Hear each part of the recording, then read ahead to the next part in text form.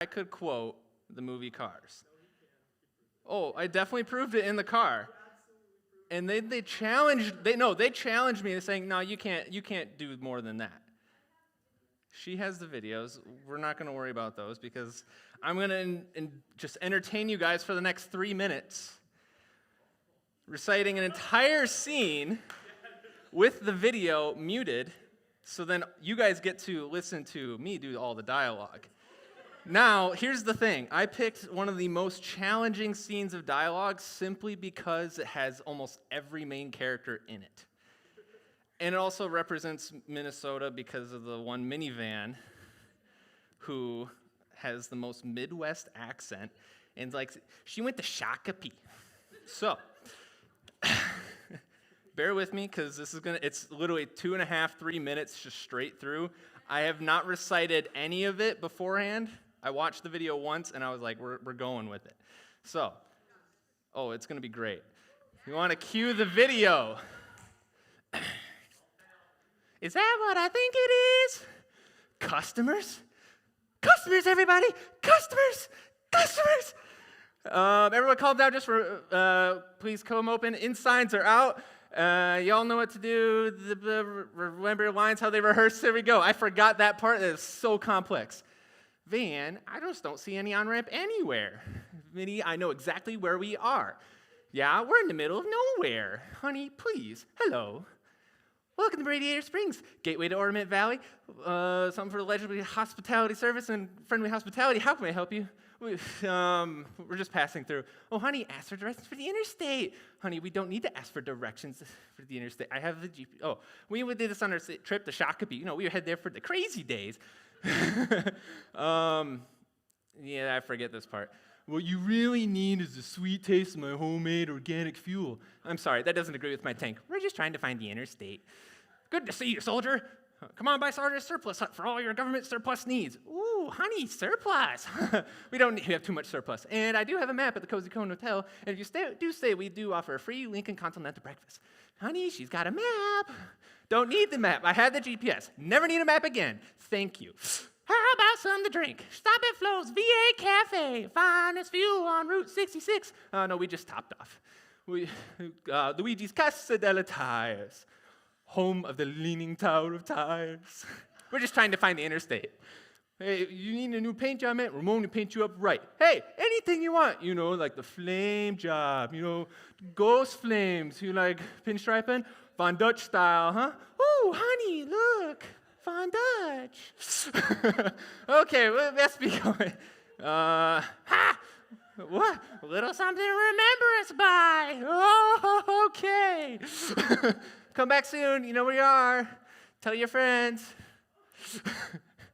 Thanks again, folks. Bye-bye now. That's what she says right there. Hey, psst, psst. Hey, I know how to get to the interstate. Oh, do ya? Minnie, no. Yeah. No, not really, no. Listen, I'm Lightning McQueen, the world's famous race car. Being held here against my will. Something about, I need you to call my team so I can get to California so I can win the Piston Cup. Do you understand? No. Don't leave me here. I'm in hillbilly hell. You keep dropping by the second. I'm becoming one of them. They know where we are now. They'll tell their friends. You'll see. And end scene. I'm telling you, that's a lot of work because of how fast they speak in that entire scene. And just trying to remember all of it off the top of my head is very difficult. So now we're going to watch it with audio to see how close I actually was. Hit it. Is that what I think it is? Customers, everyone! Customers! Okay, all right, everybody calm down. It's been a long time. Just remember what we rehearsed. Make sure you're open, please come in. Signs are out, and you all know what to do. All right, nobody panics. Here we go. Man, I just don't see any on-ramp anywhere. Minnie, I know exactly where we are. Yeah, we're in the middle of nowhere. Honey, please. Hello. Welcome to Radiator Cedar Springs, gateway to Ornament Valley, legendary for its quality service and friendly That's what it hospitality. was. How can we help you? We don't need anything, thank you very much. Well, honey, ask for directions to the interstate. There's no need to ask for directions, Minnie. I know exactly where we're going. I did the same thing on our trip to Shakopee. You know, we were headed over there for the crazy days. Okay, really, we're just peachy, What okay? you really need is the sweet taste of my homemade organic fuel. No, doesn't agree with my tank. We're just trying to find the interstate. Good to see you, soldier. Come on by Sarge's surplus hut for all your government surplus needs. Oh, honey, surplus. We have too much surplus. I do have a map over at the Cozy Cone Motel. And if you do stay, we offer a free Lincoln Continental breakfast. Honey, she's got a map. I don't need a map. I have the GPS. Never need a map again. Thank you. How about something to drink? Stop at Flo's V8 Cafe. Finest fuel on Route 66. No, we just topped off. And if you need tires, stop by Luigi's Casa delle Tires, home of the Leaning Tower of Tires. We're just trying to find the interstate. But you do need a paint job, man. Ramon will paint you up right. Hey, anything you want. You know, like a flame job. Oh, Maybe thanks, ghost honey. flames. You like old school pinstriping? Von Dutch style, huh? Oh, honey, look, Von Dutch. Okay, no. We're gonna be going now, okay? A little something to remember us by. Okay. Come back soon, okay? I mean, you know where we are. Tell your friends. Okay. Yes, you bet. Thanks again, folks. Bye-bye now. Psst. Hey. I know how to get to the interstate. Oh, do ya? Minnie, no. Yeah. No, not really. But listen, I'm Lightning McQueen, the famous race car. I'm being held here against my will, and I need you to call my team so they can come rescue me and get me to California in time for me to win the Piston Cup. Do you understand? No, it's the truth. I'm telling you, you gotta help me. Don't leave me here. I'm in hillbilly hell. My IQ's dropping by the second. I'm becoming one of them.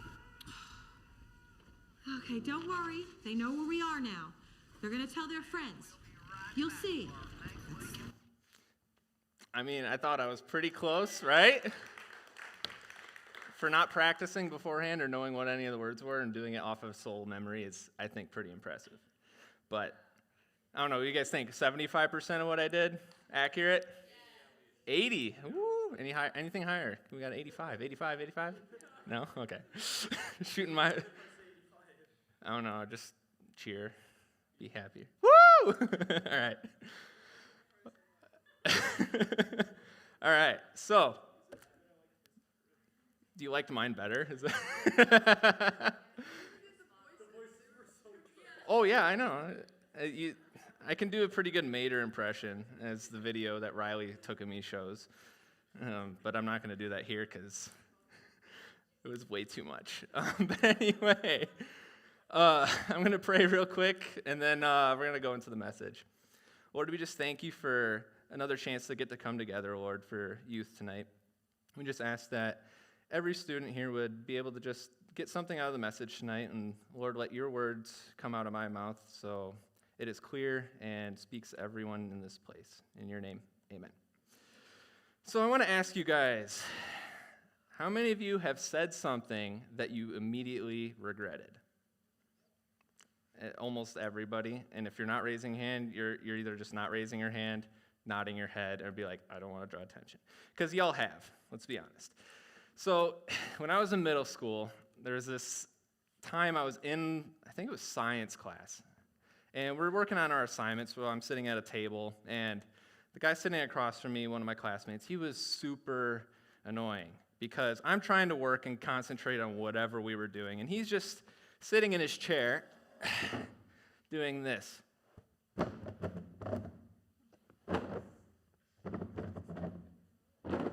For literally minutes. And I'm like, dude, can you just stop? And he's like, no. So he keeps doing it, and he keeps doing it. I couldn't concentrate, so then I snapped. I was like, you know what? Would you just stop being an idiot? And he looks at me, he goes, pfft, and he just keeps going. And I was like, okay. And I'm like losing my patience, trying to just tune it out. Then he just kept doing it, just kept moving the chair. And it wasn't like, we get those tile floors and it just like, along with the vibrating part. Oh my gosh. I just lost it. So I was just like, dude, You are being so annoying. If you died, no one would care. He stopped. But then everyone also stopped doing what they were doing. They all looked at me. The teacher looked up and said, "No, I want to see you after class." And then I was like, that was a bad choice. But what I didn't know at the time was my classmate was going through a lot in his life. So he found his parents just got divorced, and his mom was already getting remarried less than a year later. So he was dealing with that in his life. His dad just got diagnosed with cancer, and later on in the story, his dad ended up passing away a couple years later. And he was also struggling with his identity. He was getting made fun of because of the way he looked, and he was just in a really bad place. And what I said to him in that moment wasn't helpful. It was one of those comments I looked at myself, and I was like, why did I say that? And the thing is, the words that we all use have power. Whatever we say has some sort of cause and effect to it. So what comes out of my mouth gets interpreted, and it's basic communication. Someone interprets it, and it can either be positive or negative. In this case, it was like a double, triple negative. Like, if you're playing any sort of game, you lose like complete honor in that situation, and you just throw yourself off course. But I want to talk to you guys today is about the power that our words have and what the Bible has to say about it. So we're going to go to James chapter 3. So if you have your Bibles, awesome. That was a thing at North Central that Nick brought here, by the way, so you can thank him for that. But anyway, if you want to follow along with me on the screen as well, so James chapter 3, starting in verse 2, it says, "Indeed, we all make many mistakes. For if we could control our tongues, we would be perfect and could also control ourselves in every other way." I want to stop there for a second because in that situation, I was like, ooh, I definitely did not pass the first part of not controlling my tongue in that situation. And it's kind of interesting how James equates controlling our tongue with controlling ourselves in every other way if we could control our tongue. Verse 3 says, "The bit of a horse," oh wait, hold on. I have a different version in my notes, and I did NLT and have a different version here. So I'm going to read off the screen. "We can make a large horse go wherever we want by means of a small bit in its mouth. And a small rudder makes a huge ship turn wherever the pilot chooses to go, even though the winds are strong." So James here goes and talks about the bit of a horse. And if you know anything about horses, anyone know anything about horses? Because we are in Foley. Thank you. Awesome people. So anyway, horses, when you put the, oh gosh, what's it called? Help. The thing that goes on their nose and face, I forget what it's called. But anyway, part of that has the bit in their mouth, and it has loops on each side. So the bit kind of goes in the back part of their mouth, and that's where the reins connect. So when you're riding on the horse or riding in a wagon, you're holding the reins, and if you pull it on this side, it pulls the horse's head this way, causing you to go that way. So kind of what James is equating here is this little piece is the only thing that really is letting you steer the horse in which way it should go. So in comparison to the horse, you have this little itty-bitty piece compared to this pretty big animal. Without the little bit, you can't steer the horse. And like a ship with a rudder and a boat, you get that small piece on the back of the boat, the winds are pushing it, and it allows you to steer which way you should go. In our modern day times, anyone have a boat or have at least been on a boat with a boat motor on the end? The little propeller that spins that lets the boat go forward is usually only about this big. It could be bigger if you have a bigger boat. So what James is also equating is our tongue and our mouths are such a small portion, but they have the most power. So when it comes to speaking, the Bible often says tongues and associates that with our words and what our speech is. So if we can control our speech, our tongue, our language, then we can control the rest of our body, as verse 2 says. Moving on to verse 5 and 6, it says, "In the same way, the tongue is a small thing that makes grand speeches, but a tiny spark can set a great forest on fire." So these last few weeks, we've had the wonderful wildfires that have been going on in Canada. We've seen the effects of the smoke of that. And do you want to put up that picture on the neck? Yeah, that one. So this was taken July 20th, so about a month ago, during the peak of like all the fires. And that is just a map of all the smoke. And now the fires a couple of them are stateside, but the rest are all up in Canada. So think about it. You get these one little spark that was caused by a lightning, they think, in Canada, and then the rest were in California as well, that have spread and cover literally over half of the United States. So if you think about it when it comes to our words, we say something, but it affects more than just the hearer that we're directing it towards. It also affects everyone else around us. So if we think about it, when we say anything to anyone, it comes with great effect, like the smoke or how you can steer a horse. It can literally change the direction and influence someone's life greatly. So for me, when I said that comment to my one friend, or classmate, he later became my friend, thankfully, everyone heard it, everyone stopped, the teacher heard it, and yes, I did get punished, but it wasn't the punishment you're thinking. I did not, number one, have to write down on a sheet of paper, I will not call someone an idiot or wish they were dead, and then write it like 100 times.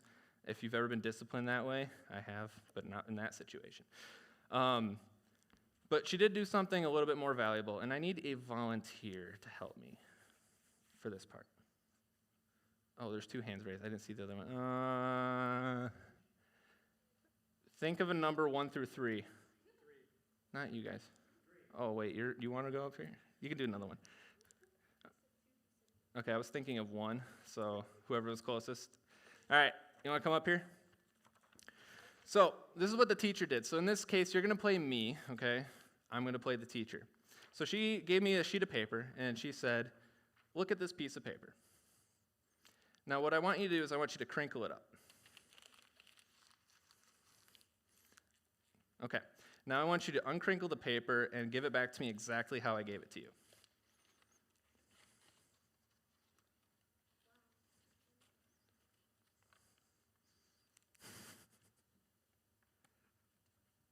Okay, does it look exactly how I gave it to you? No, okay, thank you. That was all I need for the illustration. Thank you. Everyone give him a hand. So, in comparison, this is what it looked like before and after. And the teacher told me in that moment, she's like, you can't ever take back what you say. So when you say something, it creates a crease in someone. And the more that you say, the more negative things, it creates an impact. So when they try to live their life normally, thinking like that never got said to them, they can never look past the imperfection and the crease that was once said. So for my friend in this case, because I wished he was dead and that no one would care, he approached, I don't know how long after that no one cares about him, and people wished he were dead. So to me, that opened my eyes to think how powerful and effective the words I use can actually be. So Ephesians 4:29 says in the NIV version, first, do not let any unwholesome talk come out of your mouths, but only what is helpful for building others up according to their needs, that it may benefit those who listen. I like what this says according to anyone who listens in this case. In the NLT, it says, do not use foul or abusive language. Let everything you say be good and helpful, so that your words will be an encouragement to those who hear them. In Proverbs 8:21, it says that the tongue has the power of life and of death. So what we say can literally mean life or death to someone. And the power that each word has that we say can literally make or break for someone. I am just so grateful in that moment that my friend didn't go and commit suicide after I told him that I wish he was dead. If I would have said that at another time, like after his dad passed away or something like that, and he did do that, think about it. If I could have said one encouraging word, think about how it could have possibly changed that situation. But thankfully he didn't, and thankfully it worked out better, and it also was a learning curve for both me and a couple other people as well. So our tongues have the most tremendous power, but like James says, it is impossible to tame. If we want to go to verse 7, people can tame all kinds of animals, birds, reptiles, and fish, but no one can tame the tongue. It is restless and evil, full of deadly poison. You want to go to the next one? Thank you. Sometimes it praises our Lord and Father, and sometimes it curses those who have been made in the image of God. And so the blessing and the cursing come pouring out of the same mouth. Surely, my brothers and sisters, this is not right. Does a spring of water bubble out with both fresh water and bitter water? Does a fig tree produce olives or a grapevine produce figs? No. And you can't draw fresh water from a salty spring. So what James is trying to say that it is extremely difficult to tame our tongue, but we should still strive to be consistent in our speech and trying to live our lives with edifying talk. It's sometimes very difficult to praise God all the time with our mouths. Sometimes, I don't know about you, you have like the worst day ever. You're just, your boss made you stay late to keep cleaning, or you had to do something your mom didn't want you to do, and then to top it all off, you walk into your room and you stub your toe on something. Like, anyone else ever been there where it's just like, I just want to scream and say some very not nice things because this day could not get any better. But the thing is, it's so hard, and that's where James talks, because it is so easy at that moment just to let everything loose and just start saying things that we don't really mean in the moment based out of emotion. So sometimes we shouldn't, but like James says, we got to strive to not be a double, kind of a two-sided coin in this case, or a salty spring that produces fresh water. So, and a fun little comment, because I don't know if anyone plays Fortnite or has played Fortnite. Salty Springs is a place in Fortnite, and that's immediately what I thought when I read the verse. So, so we shouldn't be Salty Springs, so if anyone asks where you're dropping, don't drop at Salty Springs. So, you might be thinking, Noah, why do we have to take everything literally all the time? That's not really what I'm getting at. And you might say, well, I just take everything with a grain of salt. Sticks and stones may break my bones, but... Exactly. I think that phrase was a way that we kind of cope with words that we don't like. Because they're like, oh yeah, it doesn't affect me, but it really does. So think about this. Who loves McDonald's French fries? Anyone else? Anyone else loves salty fries in general, even if they're not from McDonald's? Anybody? No? So a trick me and my friends used to do anytime we went to McDonald's, especially when they're not busy, so this is a disclaimer, do it, if you're going to take this and run with it, do it when they are not busy, because they will hate you if you do it when you're busy. We always ask for unsalted fries, because this way you get the freshest fries, because they have to put a new batch in, fry it, and then they do it without any salt. So then what my friends and I would do is we would go get these little salt packets or get a salt shaker and bring it in with us, and we would just kind of salt our own fries. You get the fresh fries, and then you get to add as much salt as you want. So if you don't like the salty fries, you don't have to. Now you're wondering, where am I going with this? So think about words that you say. When you say words, and people are like, oh, I just take it with a grain of salt. Think of it this way. When you add salt, you add just a little bit, and you add a little bit more. You add a little bit more. Before you know it, whatever you're making has way too much salt. So if you know anything about cooking, sometimes they say a pinch of salt. If you go a little bit more than that, changes the entire flavor.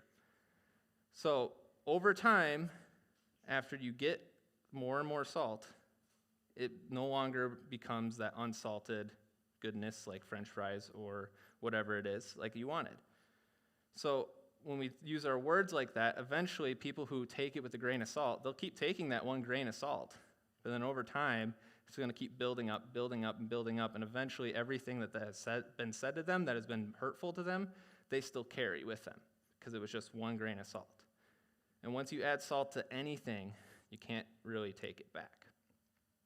Psalm 34, 13 through 14 says, "Then keep your tongue from speaking evil and your lips from telling lies. Turn away from evil and do good. Search for peace and work to maintain it." This part I like because it really challenges us to work hard to maintain speaking truth and speaking good instead of evil. It's not easy. It is very difficult. James 1:26 says, "Those who consider themselves religious yet do not keep a tight rein on their tongues deceive themselves, and their religion is worthless." If we are truly followers of Christ, we have to strive to always speak and bring life to people. Even when we're joking around, we must figure out what is too far and what is still a safe zone to joke around with. That's where you got to have relationship, build a relationship with the person to know. And if it does go too far, you got to let them know.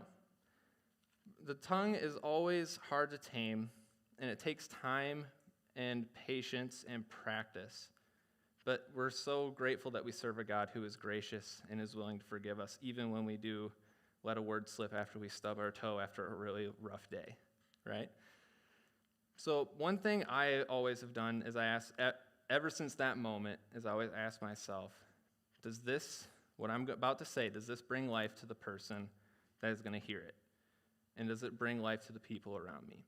So calling someone an idiot, does that bring them life? No. Does wishing someone death bring life? No. So I want to challenge you all to speak in a manner that is helpful to others. There's no need to be calling names or saying things that are hurtful to people, no need to be bullying people. We as believers need to speak in a way that lift each other up instead of tear them down, regardless of who they are. So when I was in grade school, I was one of those really awkward kids. I'm still awkward to this day. Hi.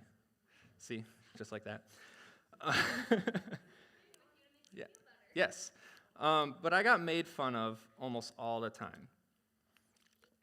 The way I dressed, the way I looked, especially in sports, because when I played basketball, I had the most funky-looking shot ever. My coaches hated it. They literally were cringing every time I shot the basketball, and somehow it would go in. So they're just like, go with it.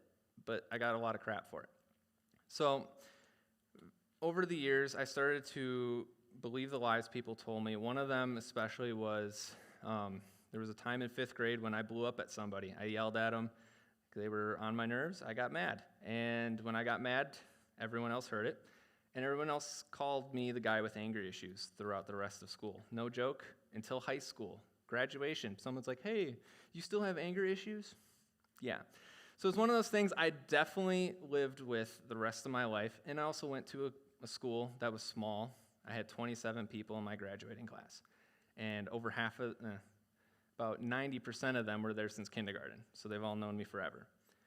So I believed those lies that they said, that I had anger issues. So anytime I felt angry, I was like, oh, well, this is just me. So I lived in anger for quite a while.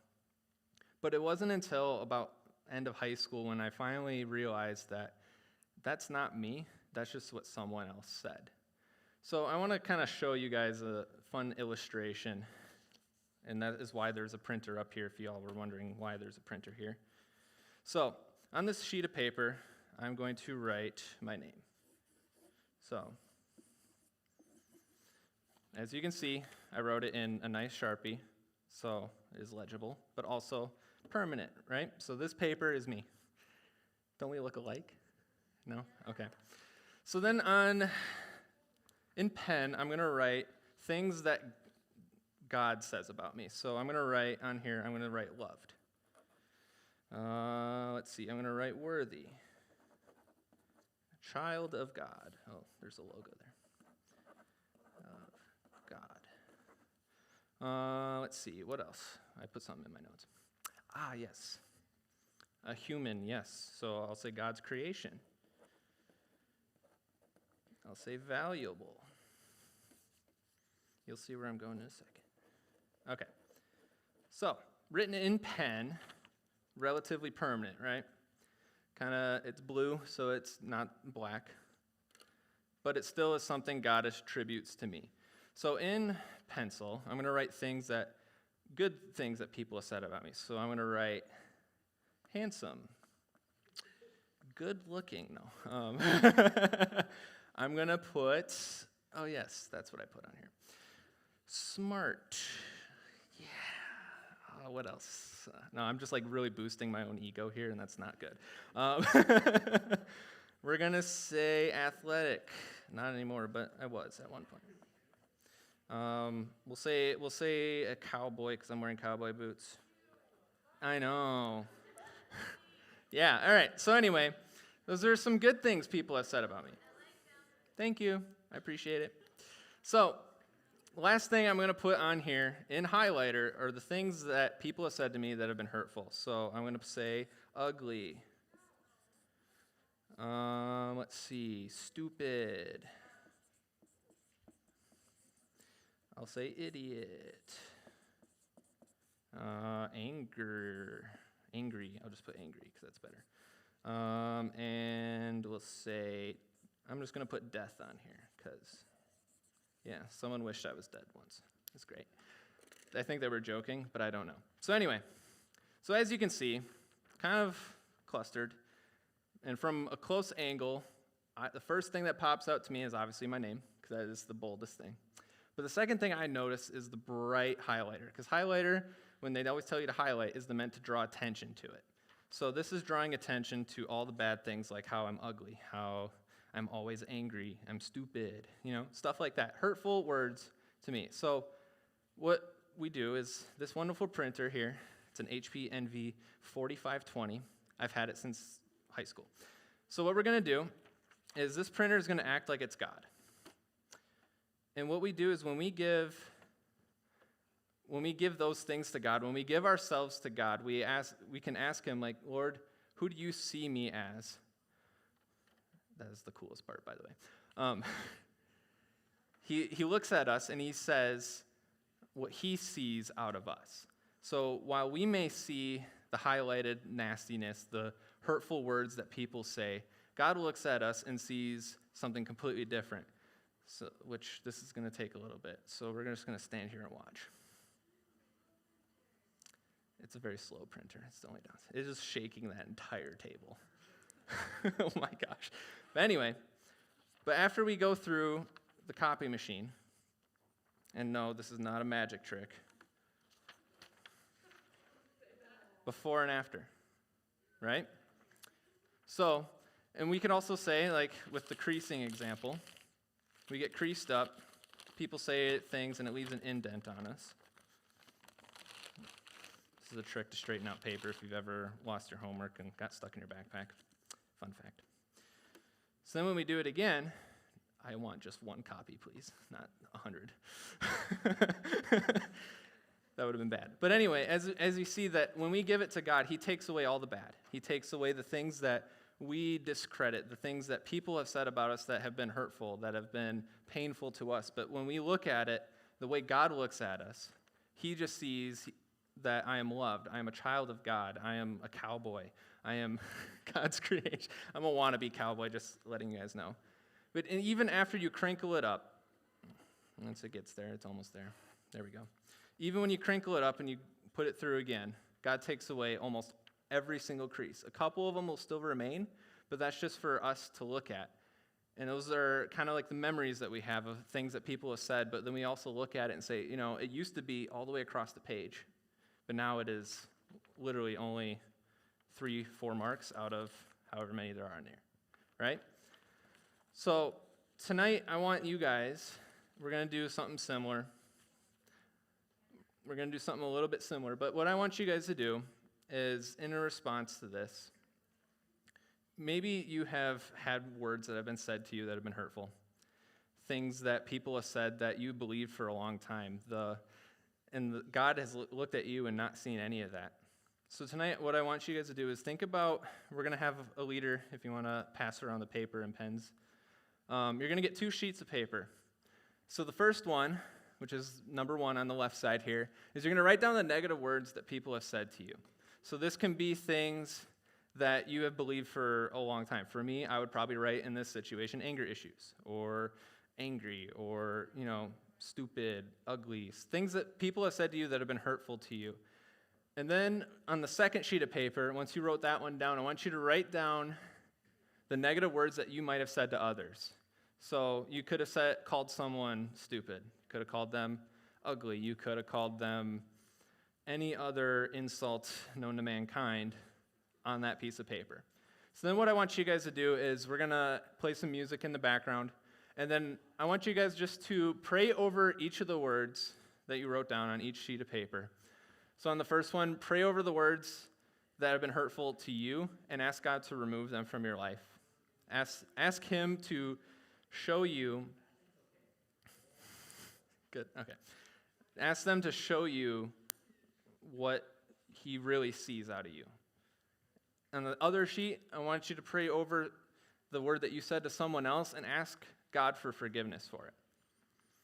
Ask him to forgive you for what you have said to the person, that you could bring even redemption into the situation with that person. Kendra, make sure they get 2 sheets. Each person should get 2 sheets of paper, leaders. Thank you, Kendra. So we're gonna do this for about five or so minutes. Just spend some time, pray over them. Should be enough paper. And then what we're gonna do at the end of the 5 minutes, I'll instruct you what we're gonna do next, and then we'll go from there. Alicia, if you want to hit the music, thank you.